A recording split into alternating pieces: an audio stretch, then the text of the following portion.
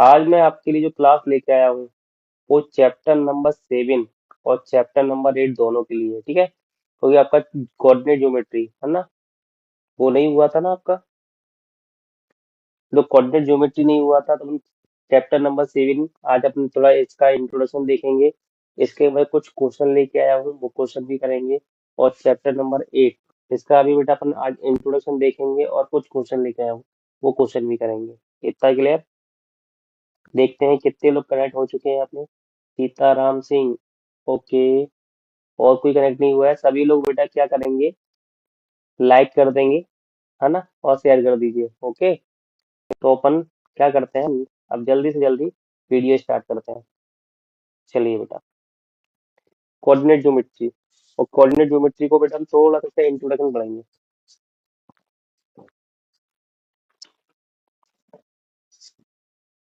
ठीक है। आपको पता है इसको हिंदी में क्या बोलते हैं, निर्देशांक ज्यामिति बोलते हैं, ठीक है। कोऑर्डिनेट ज्योमेट्री को हम क्या बोलते हैं, एक मिनट, कोऑर्डिनेट ज्योमेट्री को बोलते हैं हम निर्देशांक ज्यामिति,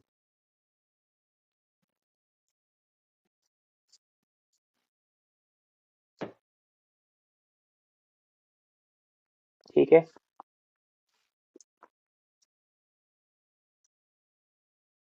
चलिए, हम मैं क्या आपको जो कुछ बताने वाला हूँ भाई, कोऑर्डिनेट ज्योमेट्री में हम पढ़ने क्या वाले हैं, तो भाई हम दो चीज पढ़ने वाले हैं, ठीक है। पहले पढ़ने वाले हैं डिस्टेंस फॉर्मूला। डिस्टेंस फॉर्मूला इसको बोलते हैं बेटा दूरी का फॉर्मूला, है ना, दूरी निकालने वाला फॉर्मूला। तो क्या होता है, चलो अपन समझ लेते हैं। देखिए बेटा, ये होता है हमारा एक्स एक्स एक्सेस, ये होता है हमारा वाई वाई एक्सेस, इतना क्लियर। ये पॉजिटिव, ये नेगेटिव, ये पॉजिटिव और ये नेगेटिव, इतना क्लियर। मान लेते हैं कोई एक पॉइंट है यहाँ, उस पॉइंट का नाम दिया हमने ए। एक पॉइंट है बेटा यहाँ बी। तो बेटा ए से बी तक की हमें क्या निकालनी है, डिस्टेंस निकालनी होती है। मान लेते हैं कि भाई ए के कोऑर्डिनेट है x1 y1 और बी के कोऑर्डिनेट है बेटा आपके x2 y2, ठीक है। तो बेटा हमें डिस्टेंस निकालनी है, तो ए से बी तक की डिस्टेंस निकालनी है। हमारे पास फॉर्मूला क्या होगा, फॉर्मूला होगा x2 माइनस x1 का whole square plus y2 minus y1 का होल स्क्वायर। क्या इतना क्लियर हुआ। ये होता है बेटा आपका डिस्टेंस फॉर्मूला या दूरी का फॉर्मूला है। क्या इतना क्लियर हुआ। चलिए आगे बढ़ते हैं, ठीक है बेटा। जो आपकी एक्स एक्स एक्सिस होती है ऐसे बोलते हैं हम क्या, ऑर्डिनेट, सॉरी, एब्सिसा बोलते हैं। और जो वाई वाई एक्सिस होती है इसको बेटा ऑर्डिनेट बोलते हैं, ठीक है। और हिंदी में बोलते हैं भुज और कुटी। ये आप लोगों ने ध्यान से ज्यादा पढ़ लिया होगा, इतना क्लियर। चलिए आगे बढ़ते हैं। एक फॉर्मूला होता है बेटा, दूसरा वाला सेक्शन फॉर्मूला। सेक्शन फॉर्मूला क्या होता है भाई, सेक्शन फॉर्मूला वो देख लेते हैं। मान लेते हैं ये आपका कोई ए से बी तक कोई सेगमेंट है।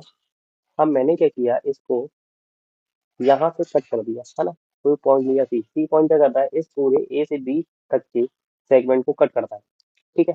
तो बेटा कट करता है तो किस रेशो में करता है, तो मैंने बोला कि भाई वो m1 और m2 रेशो में इसको डिवाइड कर देता है, ठीक है, या कर देता है। तो बेटा हम क्या चाहिए, तो हमें इस सी के कोऑर्डिनेट निकालने के लिए बोलता है वो, ठीक है। तो आप क्या करेंगे, ए के कोऑर्डिनेट मान लेंगे x1 y1 और बी के कोऑर्डिनेट मान लेंगे आप बेटा x2 y2। तो बेटा हमें क्या निकालने होते हैं, जो कट का हुआ है सी का, तो सी के कोऑर्डिनेट क्या है एक्स और वाई, तो वो हमारा फॉर्मूला क्या होता है, एक्स इक्वल टू होता है m1 x2 plus m2 x1 upon m1 plus m2। यहाँ से आप x निकाल लेंगे, ठीक है। y निकालने के लिए भी same, m1 y2 plus m2 y1 upon m1 plus m2, ठीक है बेटा। यहाँ से आप x का कोऑर्डिनेट निकाल सकते हैं, यहाँ से y का कोऑर्डिनेट निकाल सकते हैं। x और y निकालते ही आपका पॉइंट सी निकल के आ जाएगा। क्या इतना क्लियर हुआ। ठीक है, ये होता है बेटा हमारा सेक्शन फॉर्मूला। एक और बता देता हूँ, थर्ड नंबर का फॉर्मूला जो हम यूज करते हैं। देखिए भाई, ये है कोई सेगमेंट, सेक्टर है, कोई रेखाखंड है। अब इसके बीच में बिल्कुल सेंटर में क्या है बेटा, कोई एक पॉइंट है सी। तो सी मान लेते हैं, सी एक मध्य बिंदु है या फिर मिड पॉइंट है। मान लिया भाई सी क्या है बेटा आपका मिड पॉइंट है। मिड पॉइंट है। तो भाई मिड पॉइंट फॉर्मूला जो होता है, तो मिड पॉइंट में हमें क्या निकालने होते हैं भाई, ये आपके मिड पॉइंट है एक्स कॉमा वाई। एक्स के ए के मान लिया हमने कि भाई कोऑर्डिनेट क्या है, ए एक्स 1 कॉमा वाई 1, और बी के क्या मान लिया बेटा, एक्स 2 कॉमा वाई 2। इतना क्लियर। तो भाई हमारा मिड पॉइंट फॉर्मूला क्या कहता है भाई, एक्स इक्वल टू क्या हुआ, एक्स इक्वल टू होता है x 1 plus x 2 is divided by 2, और वाई निकालने के लिए क्या, y 1 plus y 2 is divided by 2। क्या इतना क्लियर हुआ बेटा। हमें इस फॉर्मूले का यूज करके हम सी के कोऑर्डिनेट, अगर कोई पॉइंट बीच में है तो उसके हम कोऑर्डिनेट फाइंड कर सकते हैं। क्या इतना क्लियर हुआ। चलिए भाई एक और कंडीशन बता देता हूँ। भाई कंडीशन है आपकी कोलिनियर की, है ना। एक चौथा वाला लेते हैं, कोलिनियर पॉइंट क्या होता है, सर्रेखी बिंदु क्या होता है, सर्रेखी, या फिर बोलेंगे कोलिनियर। क्या होता है भाई कोलिनियर, अब देखिए समझाते हैं इसको, कोलिनियर पॉइंट क्या होता है। भाई मान लेते हैं कि भाई ये 3 पॉइंट है, एक पॉइंट है आपका ए, एक पॉइंट है आपका बी, एक पॉइंट है आपका सी। इतना क्लियर। और तीनों ही तीनों क्या है बेटा, लाइन में है। समझ में आया, तीनों की तीनों अगर लाइन में है तो उसे हम बोलेंगे कोलिनियर पॉइंट। ठीक है। कंडीशन क्या होती है भाई, ए से सी तक की डिस्टेंस मतलब ए सी, प्लस बी से सी तक की डिस्टेंस बी सी, ये किसके इक्वल होगा बेटा, ए से बी तक की डिस्टेंस के। ठीक है। अगर ये कंडीशन आपकी बन जाती है तो आप समझ जाएंगे कि भाई ये पॉइंट कैसे हमारे कोलिनियर है, सर्रेखीय है। क्या इतना समझ में आया।